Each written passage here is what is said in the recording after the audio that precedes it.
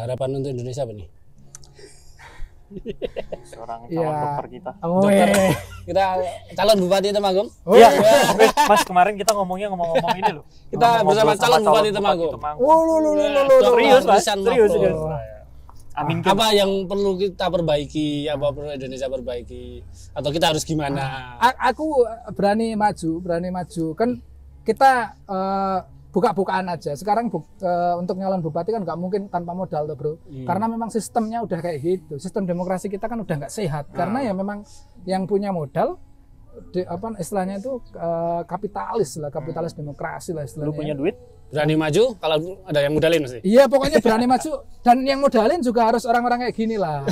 Amin. Iya kalau misalkan yang modalin agak nggak bener kan aku juga takut ya. Tapi kalau pengusaha soleh kan pasti ini demi kemajuan Temanggung ya nggak akan minta untuk kayu korupsi macam-macam kan. Kolab lah. Aku udah ngomong aku wani maju asalkan gue bisa medali. Wah aku kan nggak punya modal mas tapi iya.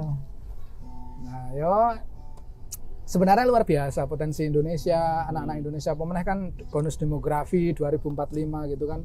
Ya aku yakin aja karena memang kita punya kelebihan di jumlah penduduk, ya ekonomi kita pasti akan naik habis ini. Itu pasti cuman ya itu kan kayak pisau bermata dua. Kalau kamu misalkan salah kelola, ya malah jadi ya agak bumerang ya. Jadi repot nanti apalagi sekarang kan IT itu kan kita kan sistemnya itu kan scalable ya istilahnya. Satu aplikasi dari US atau istilahnya kan jadi monopoli. Google, ChatGPT nanti kan satu orang nanti bisa kaya banget kayak Elon Musk gitu kan. Mereka ngeruk kekayaan dari semuanya. Jadi gapnya, rasio gininya makin tinggi gitu. Jadi kalau SDM kita nggak bagus ya pasti akan jauh. Kita bisa belajar itu makanya aku dulu hikmahnya bisa di Korea itu luar biasa karena aku sering cerita sama Prof C itu Indonesia sama Korea itu merdekanya cuma beda 2 hari. Ingat nggak Korea itu merdeka kapan? 17 kita 17 ya. Korea 15 Agustus 45 sama-sama yang jajah Jepang. Kita sekarang apa? Jadi apa? Korea investor di IKN loh, ya kan investor utama di Papua, Hyundai, mobil listrik. Iya coba merdekanya bareng. Korea Utara kan ini? Itu rahasianya itu ada sesuatu. Jadi Prof saya itu pernah cerita kenapa bisa gini. Pendidikan. Pertama SDM karena gini Korea itu dia kan nggak punya SDA. Dia tahu nggak punya sumber daya alam makanya digenjot SDM-nya dan dari kecil mereka itu selalu ditanamkan dendam positif bro. Nah dendam positif itu gini. Anak-anak kecil Korea itu selalu ditanamkan untuk membenci Jepang. Membenci produk Jepang karena dijajah sama Jepang, mereka harus bisa ngalahin Jepang. Mereka kalau ada produk Jepang mereka nggak mau pakai, harus bikin bisa lebih bagus daripada Jepang. Sekarang buktinya Sony kalah sama Samsung, sama LG, ya nggak? Luar biasa itu mereka. Dulu itu pas awal-awal Samsung itu di Jepang itu dihina-hina itu sama orang Jepang produk Korea itu jelek banget. Tapi sekarang kan mereka udah ngalahin. Ya itu. Jadi ketika negara itu pengen maju biasanya mereka punya benchmark. Standarnya oke pokoknya aku mau bisa melebihi Jepang gitu loh. Jadi kan jelas itu benchmarknya. Lah Indonesia gak duwe. Kita kan gak punya benchmark. Kita dulu dijajah Belanda, dijajah Jepang. Bingung malah pilih sini. Enggak, malah ini apa istilahnya apa sih? Pemaaf gitu lah. Ya udah. Jadi importer utama kan. Yang kita nggak mau produk Jepang kita harus bikin sendiri. Bisa nyaingin Jepang enggak? Kita kan enggak gitu. Tetap yang pertama SDM. Dan SDM adalah pendidikan ya. Iya pendidikan. Kalau ini pendidikan berarti kan anak lisan kan kelas berapa? 1 sama 3. Membandingkan pendidikan Indonesia yang Australia sama Indonesia nih kan udah jadi orang tua kan. Aduh, ini pertanyaan susah ini. Tapi aku soalnya kan belum lihat sekolah di sini secara keseluruhan ya. Cuman sekarang kan aku boleh nyebut merek nih. Aku nyekolahin anakku di Murid Merdeka itu sekolah Murid itu yang Merdeka. pengen dibahas itu tadi. Sekolah Murid Merdeka dan itu online karena jujur aja aku belum bisa masukin Fatihah ke SD sini karena kan dia belum bisa ngomong bahasa Indonesia. Kalau mau aku masukin ke SD internasional itu kan harus di kota besar. Sedangkan aku kan sekarang tinggal di Temanggung gitu kan dan aku jujur aku kurang suka tinggal di Jakarta di kota besar. Makanya aku kan cukup bingung ya udah akhirnya online aja. Online dulu aja agak susah itu Fatihah harus ditemenin sama ibunya untuk ditranslatein karena masih nggak paham bahasa Indonesia. Nah aku belum berani ya ngasih penilaian gitu loh untuk. Cuman kalau aku bandingin dengan pendidikan di masa aku ya memang jauh gitu kan, dan dengar dari orang tua yang nyekolahin anak di sini gitu kan ya memang agak jauh ya. Kalau menurutku ya itu tadi kan kualitas guru gitu kan. Misalkan di Australia itu guru kindi, guru SD itu sering banget udah S3. Di mereka memang sangat respect dan gajinya mereka luar biasa, gaji gede. Mereka sangat menghargai profesi guru. Jadi kalau bisa sih saranku itu kalau berani Indonesia itu bikin gebrakan itu ngasih gaji guru itu melebihi gaji-gaji di yang paling gede company-company swasta lah kalau berani. Dan itu mungkin dari Kementerian Pendidikan itu langsung nyeleksi aja anak-anak terbaik, lulusan-lulusan terbaik gitu kan. Langsung diseleksi siapa yang mau jadi guru gitu. Jadi yang paling bagus itu pertama langsung nanti yang jadi guru gitu. Biasanya itu yang nanti akan merubah pendidikan gitu. Karena harusnya guru itu, apalagi guru SD gitu kan, kalau bisa mereka itu harus full time, jangan sampai mereka nyambi.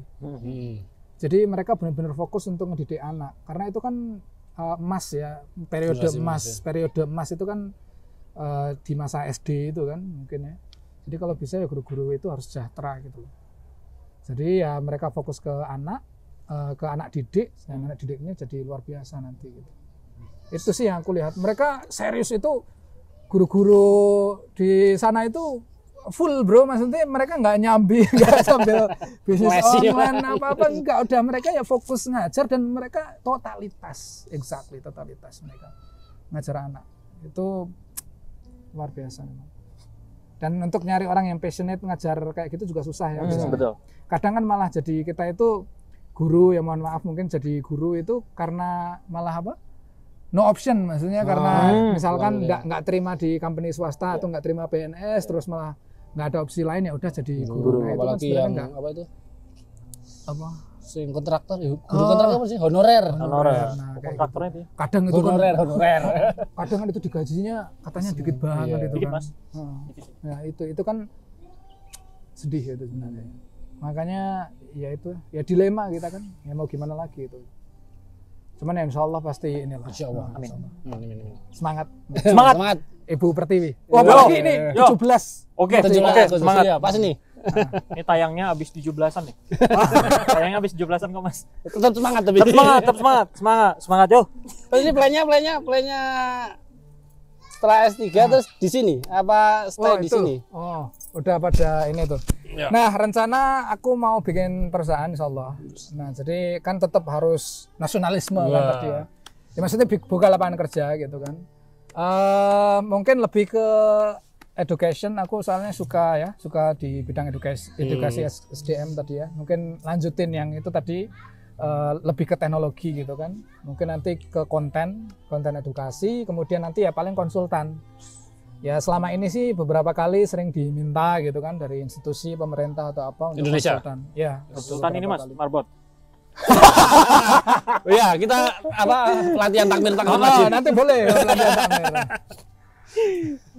Jadi kalau di Aussie juga konsultan keagamaan. Kita ceramah kemana-mana gitu kan.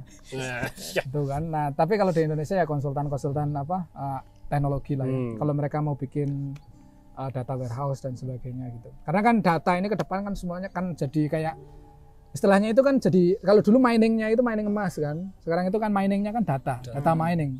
Ya kayak iki kan mesti jualan kan data, akhirnya data. Batik Prabu Seno kan, ya kan sekalian promo tuh. Iya. Ini sponsor di Batik Prabu Seno. Ya, sponsor berarti Prabu Seno nih Mas. Nah itu kan misalnya data penjualan segala macam kan dari ya itu Shopee kan, jualan di Shopee, Tokopedia, semuanya kan itu bentuknya data kan untuk digali insight-nya gitu kan. Nah itu kan data dari banyak sources nanti kan jadi data warehouse, kemudian dapetin insight-nya gitu. Nah itu namanya data mining gitu. Nah itu gaweanku itu, kerjaanku kayak gitu. Itu? Satu. Tanggapan singkat Mas buat ini. Kan sekarang AI lagi marak-marak banget nih. Katanya semenjak ada AI bakal banyak pekerjaan yang bakal digantikan sama si AI ini. Menurut Mas Rishan gimana? 100% benar. Jadi akan banyak sekali pekerjaan yang hilang. 100%? 100% benar. tapi juga akan banyak sekali pekerjaan baru yang ada. Oke. Jadi Aman, iya, ya aman, tergantung SDM makanya. Kembali lagi. Yang baru semacam apa? Contoh aja ini ya, contoh di Australia itu, di Australia, aku belum pernah sekalipun pergi ke bank. Oke. Semuanya online.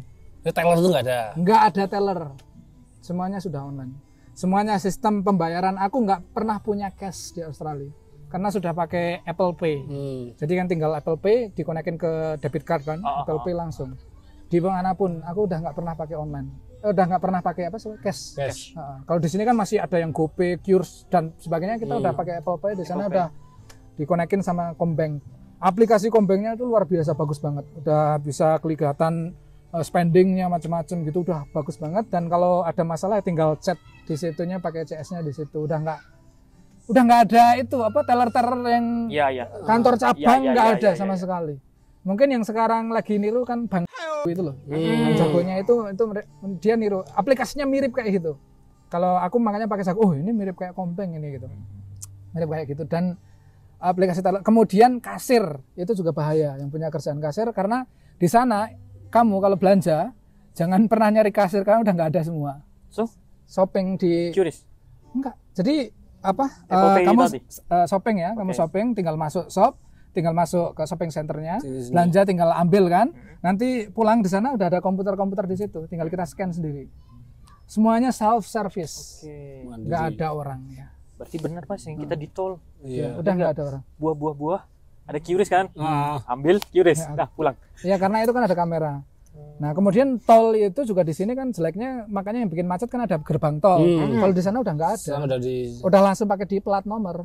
Oh yang itu kan udah kamera otomatis. Ini apa namanya? Deteksinya ada pakai chip gitu ya? Dulu sebenarnya pakai namanya itu link, ada chipnya. Sekarang juga udah nggak, tanpa pakai chip karena udah dari plat. Dari scanning plat langsung. Dan Indonesia pasti akan seperti itu juga. Iya, jadi udah nggak ada yang misalkan kerja jadi itu di tol udah siap-siap harus untuk segera. Terus pekerjaan baru? Oh itu banyak. Yo kayak IT pekerjaan ini sekarang ono reels bikin reels TikTok shop online influencer dulu kan. Live TikTok. Sekarang apa ini yang apa ini podcast dulu yang nggak ada tuh. Ya pasti akan ada. Ya kalau yang lebih teknis, machine learning engineer, dulu data scientist dhisik gak ono tuh. Machine learning engineer saiki ono ML ops, DevOps. Dulu kan enggak ada. Sekarang udah banyak macam-macam. Teknologi. Sekarang apa itu yang di apa itu? Sosial media manager, admin sosial media spesialis, admin yang itu dia outsourcing. Kalau mau admin macam-macam kan banyak tuh. Udah, itu aja. Capek juga yang ngomong sama dokter. Kita ngobrol-ngobrol dengan dokter. Pusing. Asal kok dokter sih dokter. Dokter. Ini dokter hewan. Sama dokter. Ngobrol dengan dokter asal gunung nih. Yes. Jadi sebenarnya Indonesia tuh banyak SDM yang sangat gila lah itu. Mutiara hitam yang tak terlihat. Dia ada di gunung, ada di lembah, ada di laut. Tapi mutiara hitam ya. Ini sambil makan mendoan ya. Yoi. Tapi banyak yang nggak terlihat. Mendoan si gandul. Ya itu kita ngobrol-ngobrol, semoga teman-teman Sena Media mendapat inspirasinya. Ngomongnya belepotan loh. Namanya host amatir. Terkenal yuk. Insight. Ya. Kemana kita? Udah. Pulang lah. Ya udahlah. Kita habis ini mau cabut lagi ke mana ya Mas? Kita rumah ngulik istrinya aja nggak apa-apa kayaknya. Ya. Kan dia di Australia bawa istrinya. Ngulik istri orang. Enggak, ngobrol sama istrinya. Ya boleh. Ngobrol sama istrinya kan dia bawa istrinya ke Australia. Tadi sempat ngobrol tipis-tipis ya. Jadi kita ngobrol lebih lanjut masalah rumah tangga, mungkin anak dan sebagainya. Kita ke istrinya aja. Iya. Oke, terima kasih teman-teman Sena. Terima kasih Mas Dokter Lisan. Wah, gimana? Ya udah lanjut makan, kita cabut. Bye bye.